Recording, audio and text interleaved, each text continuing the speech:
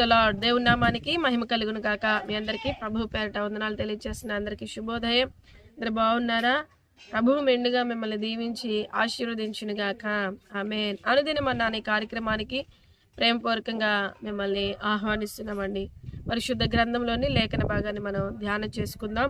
మత్తయి సువార్త 1వ అధ్యాయం 21వ వచనాన్ని మనం చదువుకున్నట్లయితే, ఆమె ఒక కుమారుని కనును, తన ప్రజలను వారి పాపముల నుండి ఆయనే రక్షించును గనుక ఆయనకు యేసు అను పేరు పెట్టుదు అనెను. హల్లెలూయా. మనందరం కూడా ఈ యొక్క పండగ దినాల్లో ప్రతి దినము కూడా ఈ డిసెంబర్ నెలంతా కూడా పండగ సంతోషాన్ని మనం అనుభవిస్తున్నాం, మనం అందరూ ఆనందిస్తూ ఉన్నాం. అయితే కొంతమందికి ఎందు నిమిత్తమే మనం ఆనందించాలి అనేది అర్థం కావడం లేదండి. ఏవో ఈ లోకపు సంతోషాలు సరదాల కోసం ఇదొక స్పెషల్గా అని భావిస్తున్నారేమో, కానీ ప్రభు లేఖనం సెలవిస్తుంది కదా, మనం దేని నిమిత్తమై ఏ ఉద్దేశంతో మనం సంతోషించాలంటే ఆయన మనల్ని రక్షించడానికి ఈ లోకానికి వచ్చాడు.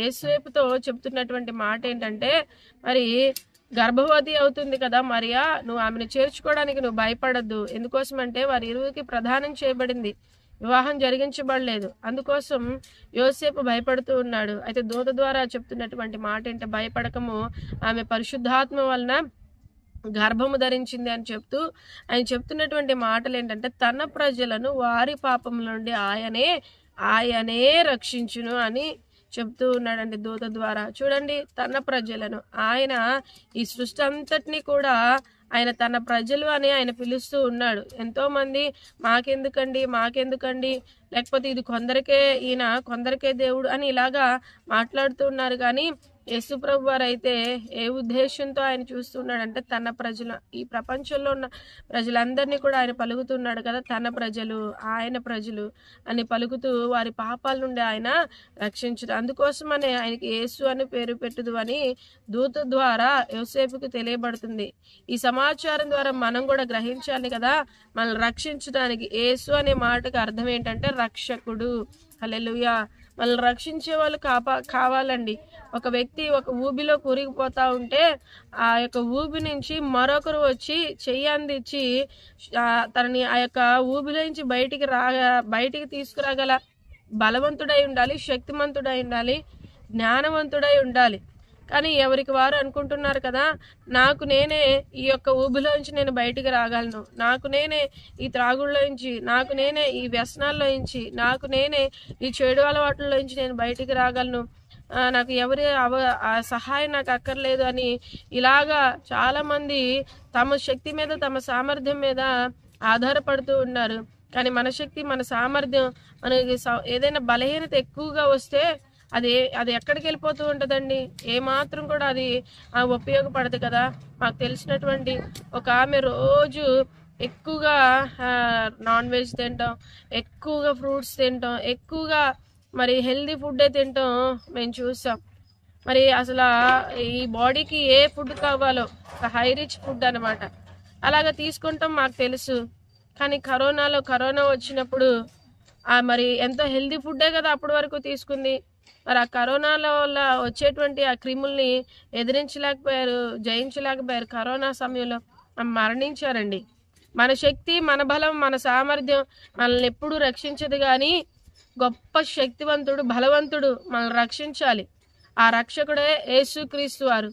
ఆయన ఈ లోకానికి వచ్చాడు కాబట్టే ఆయన రక్షకుడు, నన్ను రక్షించడానికి వచ్చాడు అని మనం సంతోషించాలి, మనం ఆనందించాలి. అంతేకాకుండా ఈ యొక్క మాటల ద్వారా మనకు తెలియచేస్తున్నటువంటి విషయం ఏంటంటే, భయపడొద్దు అంటున్నాడు.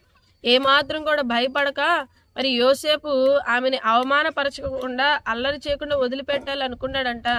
ఆమెను చేర్చుకోవడానికి నువ్వు భయపడద్దు అని చెప్పినప్పుడు అండి, ఏ మాత్రం కూడా మరి ఇతరులకి, బంధువులకి, స్నేహితులకి ఒక పురుషుడిని మరి అటువంటి పరిస్థితుల్లో వివాహం చేసుకుంటే చుట్టూ ఉన్నవారు ఎంత అవమానకరంగా మాట్లాడుతూ ఉంటారో కదా, ఆ అవమానాలకి, నిందలకి భయపడకుండా మరియని దూత చెప్పినట్లుగా చేర్చుకున్నాడండి.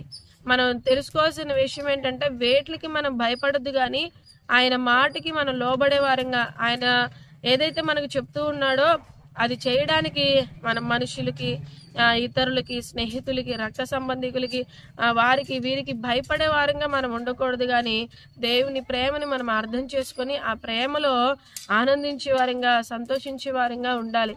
ఆయనకి ఇమ్మానుయేల్ అని పేరు పెట్టుదు అని ప్రవక్త ద్వారా పలికినటువంటి మాట నెరవేర్చడానికి ఇదంతా జరిగించబడిందంట. ఇమ్మానుయేల్ అంటే దాని అర్థం ఏంటంటే దేవుడు మనకి తోడు అని అర్థం. హల్లెలూయా. ఆ గొప్ప దేవుడు అండి, దేవాది దేవుడు మనకి తోడుగా ఉంటే మనకి ఎంత సంతోషం, మనకి ఎంత ఆనందం. ఆయన మనకి తోడుగా ఉండడానికి వచ్చాడంట. ఎంత గొప్ప దేవుడు అంటేనండి, ఒక తల్లి ప్రేమ, ఒక తండ్రి ప్రేమ, వాటికన్నా మించినటువంటి ప్రేమని ఆయన మన ఎడల కనపరిచారు. 33.5 సంవత్సరాలు ఈ లోకంలో జీవించి ఈ లోకాన్ని విడిచిపెట్టిన తర్వాత మరి పునరుద్ధరణే తిరిగి లేచి 40 దినాలు ఈ భూమి మీద సంచరించి ఆయన ఆరోహణమై వెళ్ళిపోతూ తన బిడ్డలైనటువంటి వారిని అలాగే విడిచిపెట్టకుండా పరిశుద్ధాత్మ దేవుణ్ణి ఇక్కడ తోడుగా ఉంచి మన చుట్టూ ఆయన మనకు కావలి కాసేలాగా, మనల్ని రక్షించేలాగా పరిశుద్ధాత్మ దేవుడిని మనకు అనుగ్రహించి వెళ్ళాడండి. హల్లెలూయా. తండ్రి, కుమార, పరిశుద్ధాత్మ త్రియేక దేవునిగా మనతో ఉండి మనల్ని రక్షించడానికి, మనల్ని తోడుగా ఉండి నడిపించడానికి ఆయన ఈ లోకానికి వచ్చాడు. కాబట్టి ఆయన మాటకి నువ్వు లోబడతావా? ఆయన చిత్తాన్ని నువ్వు అంగీకరిస్తావా? మరియ గాని, యోసేపు గాని, గొల్లలు గాని మీరు భయపడద్దు, ప్రభు చిత్తాన్ని మీరు గ్రహించండి, లోబడింది అంటే వారందరూ కూడా అలాగే ప్రభు చిత్తాన్ని గ్రహించారు. భయపడక ప్రభు మాటకి లోబడ్డారు.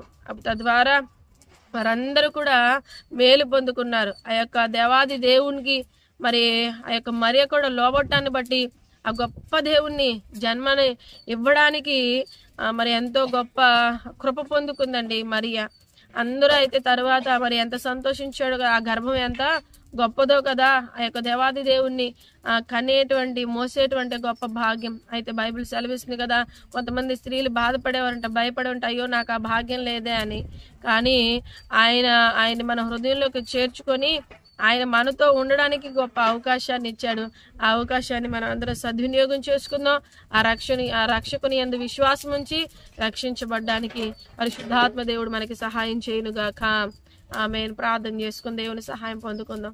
పరిశుద్ధుడా, ప్రేమ గల తండ్రి, వందనాలు, స్తోత్రాలు. రక్షకునిగా ఈ లోకానికి వచ్చావు అయ్యా. మేము రక్షకుడిగా మేము భావించి మా హృదయాల్లోకి స్వీకరించి ఏ మాత్రం భయపడద్దంటున్నావు. భయపడక నీ చిత్తానికి లోబడి నీ తోడు కాపుదల పొందుకోవడానికి సహాయం చేయమని యేసు నామములో ప్రార్థించి వేడుకుంటున్నాము తండ్రి. ఆమేన్.